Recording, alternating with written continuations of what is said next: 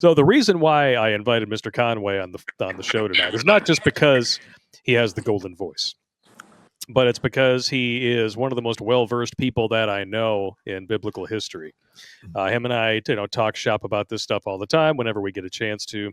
And one of the things that has come up recently at my own church is a series called Learning from Leaders, Good and Bad. And Book of Judges has featured prominently because it's very, very prescient to today. We're talking about, we always say history is the greatest predictor of the future. I don't think anybody in this room would argue that against that point. Oh, no, it's anyone who forgets the past is doomed to repeat it. Amen to that. Yeah. I like the one where it says those who don't know history are doomed to repeat it. Those who know history are doomed to watch everyone else repeat it. That sounds about there right. You go. Right there. Yeah. I saw that somewhere. I was like, I like that. It. Yep. You nailed it. That's it. Yep. Yeah. So for those of y'all who don't know, Book of Judges covers a series of events that affected Israel roughly around 1300 BC was when it began. There was a 450-year span for the Book of Judges. Yep. And one of the specific warnings was to do with the Canaanites, and that's kind of what kicks off this whole thing. The Jewish folks had a particular mantra at this point in time, because at that point the things had been good for long enough. They thought, we're fine. We're just going to go along to get along. Judges chapter 17, verse 6. I'll even throw it up on the screen here for you. I grabbed a couple of verses right here for you so that I can share them. In those days, Israel had no king, meaning the man upstairs. All the people did whatever seemed right in their eyes. And that is what kicked off this shitstorm in the Book of Judges. Does that sound familiar to anyone living in modern day, current year? Well, hang on. Let's say do whatever you want. Oh yeah, just love is love. No clear line of right and wrong. Yeah. Wait, that's a bad thing? I thought everything was relative. It's my lived truth. Well, then, hey, you can fuck yourself. Well, hang on. First, you had the gays getting married. All right, now you have gays grooming kids in libraries. Yep. You have female pastors. And those churches cater to the Rainbow Coalition, if you know what I mean. Just a bit. Because the rainbow was a symbol from God saying, hey, we're not going to flood you out again. Never destroy the earth again. And it has been basically inverted. It's been bastardized. It's been hijacked and used for the forces of darkness. Yes. Mm-hmm. And I kid you not, some churches are even getting on board with this. I shit you not. Mm-hmm. I was driving home from a gig on Tuesday, and I drove by two churches. It would have been roughly around Maple Street near Telegraph. Okay. Two of them. That's 15 mile in Telegraph. Or at least within 30 seconds drive of each other. Both of them had the pedo flag and the BLM flag on their front lawns. With the white stripe, Blake? With the white stripe. Both of them. Freaking pedophiles. What's the pedo flag? The pedo flag is the new LGBT flag that has the triangle in the corner with the white stripe. The white stripe is specifically for minor attracted persons. Yeah. Oh. Destroy them. See, it's for me, it's when you draw the line with the kids. Yeah. Honestly, if a pastor wants to perform something for two dudes or two chicks, hey man, whatever, that's your congregation. Yep. I don't care. People want to go, whatever. But it's like, just kind of leave the fucking kids alone. Yeah. And the really fucked up part now is that one of the things that we have to, I'm going to kind of deviate here for a second. When I was reading through the Book of Judges and preparing for this stream, there was a quote from the Boondock Saints that kept ringing in my head, that it's not evil men necessarily that we have to be the most afraid of. It's the indifference of good men. Yes. Now, I know most of us out there just want to go on with our lives and, and be left alone. But there comes a point you don't have a choice. When doing that gives way to shit like this, and then eventually you have to fight. So we were just talking about the kids. Hang on. Evil prevails when good men do nothing. Exactly. Researcher is now withholding a study that proves puberty blockers do not help mental health because it might stop the use of puberty blockers. So I am not shocked at this. And see, I'm not either. there's certain punishments. I'm not going to say it, but that I think could be justified here. Yep. But it's the new, listen, Legally. this whole trans stuff is the new lobotomy. It is. It is. Yeah. Well, I mean, look at medicine in general. We now know that SIDS is not just some fluke, because we have SADS too. And as soon as they started calling people croaking from the new poke and smoke sudden adult death syndrome, we knew what SIDS actually was. It's vaccine reaction deaths. Okay, so now, and we know from the very few studies that are available that those particular poke and smokes, if you have none of them, and this is a very small test group, but of those, the people they were actually able to find who had no poke and smokes whatsoever, I'm talking from the top down, bottom up, from birth, guess their rates of cancer. Zero. Fucking zero.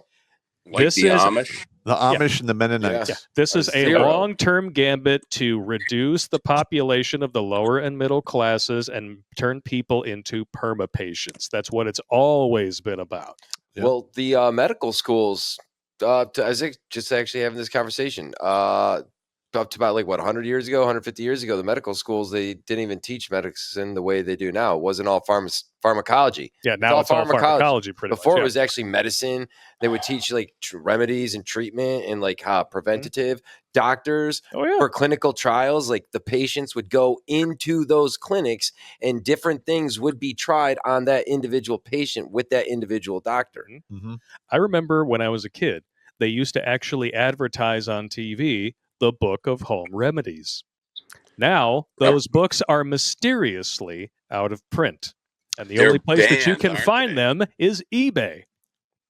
Home remedies? Yes. I think I have one upstairs. Yeah, but they're all out of print. They will not let booksellers put them out anymore. I lost mine in a boating accident. That's fucked up. Yep, it's all gone. So it's just mysterious. Wow. So sad. Blake, when you're done with your stuff, I've got so much to freaking share on absolutely. that topic. Go right ahead, brother, and just dive right into it. We're already on the topic. Let's stick with it. All right. Well, my Rumble page is MX Stilgar, MXSTILGAR. And if you scroll down, I think I posted it maybe a year ago. It's from 10 years ago. It's Rockefeller, the Rockefeller history, how he banned all holistic medicine back in the early 1900s. You have somebody in the chat who knows this as well. He established the American Medical Association. It was Eddie Bravo on who's the big Joe Rogan's podcast.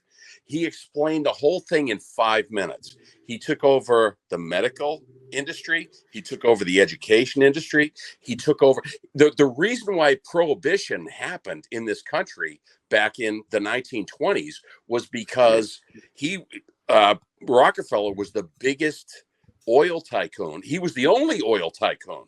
He had Standard Oil. That was the only thing in this entire country.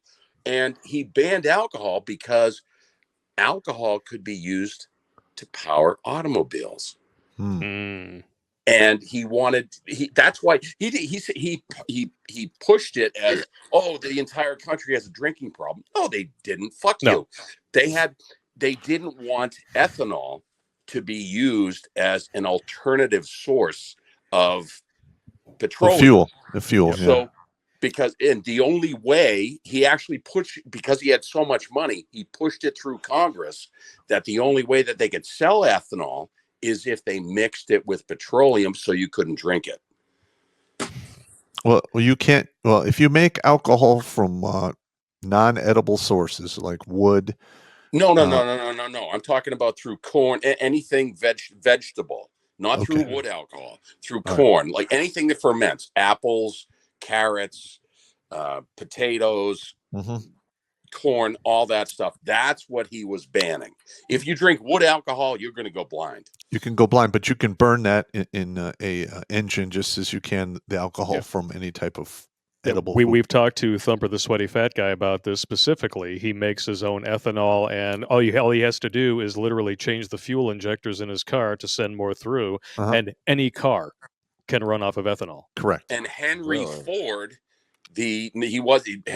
contrary to popular belief, Henry Ford didn't invent the automobile. Henry Ford invented mass production of the automobile. Henry Ford actually said that ethanol is a far better, viable, sustainable, and cleaner alternative to petroleum, because when you burn alcohol, it's not going to produce all the toxic gases that is produced when you burn petroleum. Yeah, but you can't create the illusion of scarcity with ethanol.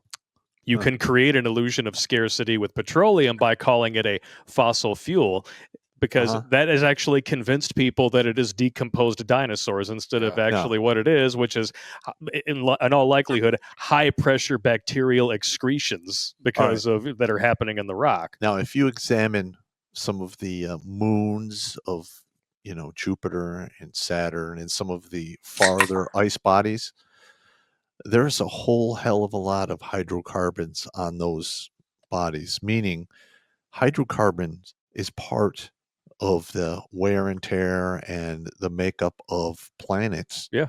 So I think a lot of the hydrocarbons we have bubbling up are coming from within the earth. Yeah. And of course they are. And people complaining about carbon emissions, are they going to kill us? Has anybody driven down a stretch of freeway that ever looked dead? Yeah. If there's vegetation by an expressway, there's only one thing that you can call it: thriving. And it's because it feeds on exactly what the cars are putting out. Correct. Now, if you can make a documentary that tells me that the Amazon rainforest literally creates enough oxygen for every freaking organism on this planet, but it never leaves that area, then you have to be able to accept an argument that all of the carbon emissions from a freeway never leave the forest on the side of the freeway. Blake, can I interrupt 2 seconds? Yeah. Yes, sir. I also posted this on my page. I snatched this from snatch. Snatch, grabbed. I snatched it from it was an X post or former Twitter post. The president of Guyana being interviewed by a BBC reporter or journalist.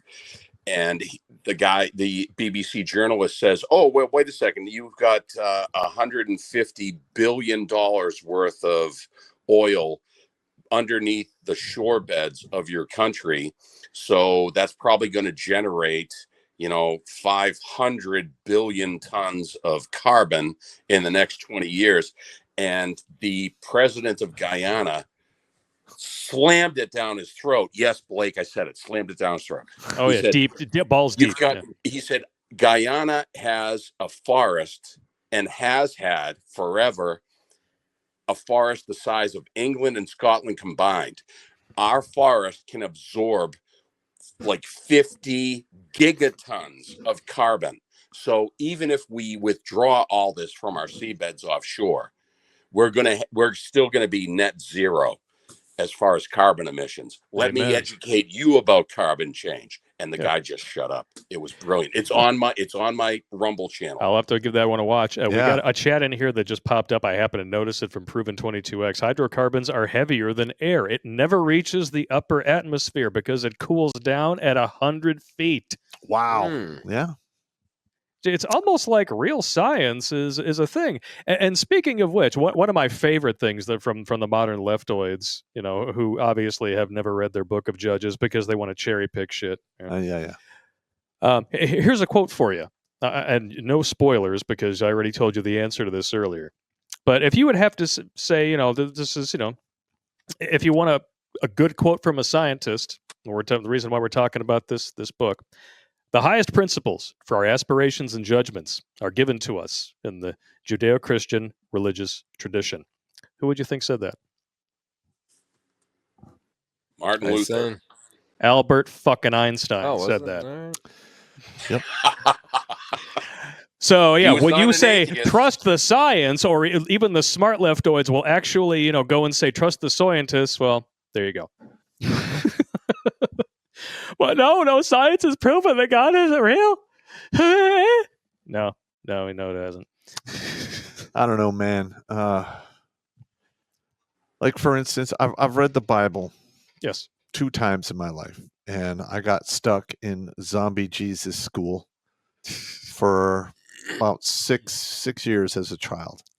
It's not even his name I know. when they No, it's changed not. it. But here's the thing. Yeshua Messiah. Yes. I do this channel not to sell people God. All right. That is for every individual who watches this show to figure out for themselves. But there are a lot of suspicious truths in that good book, That's why we wanted to talk about it. the Old and the New Testament, that really need to be spoken because we're seeing it unfold today.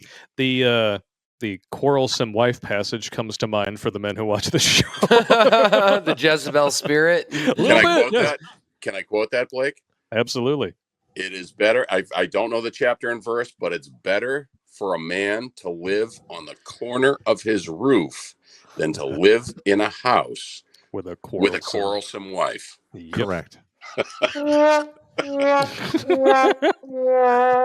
that goes right back to I always bring it up. Yeah.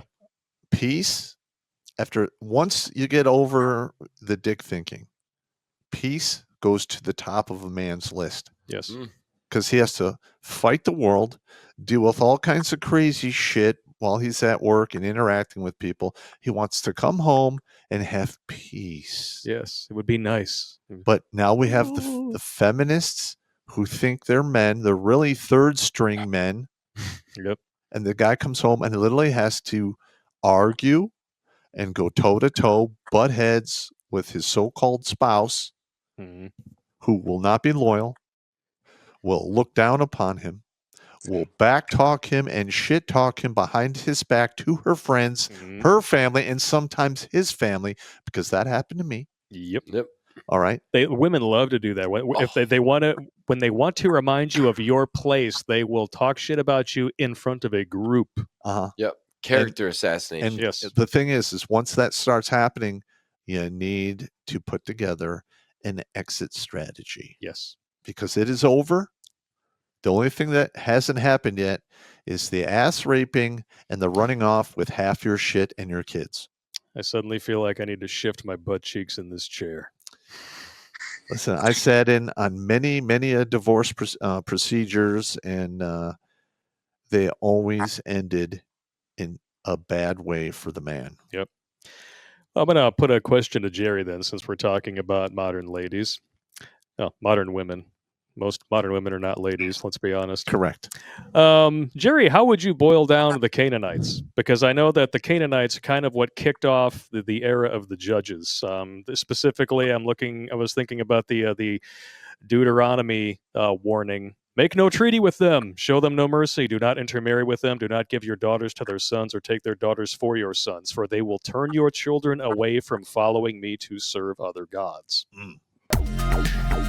Watch Grunt Speak live every Tuesday and Thursday at 8 p.m. Eastern. And if you want to join Pop for Supporter Sundays, go to redonkulous.com/donate and make a monthly pledge. A link is in the Meat Gazer box.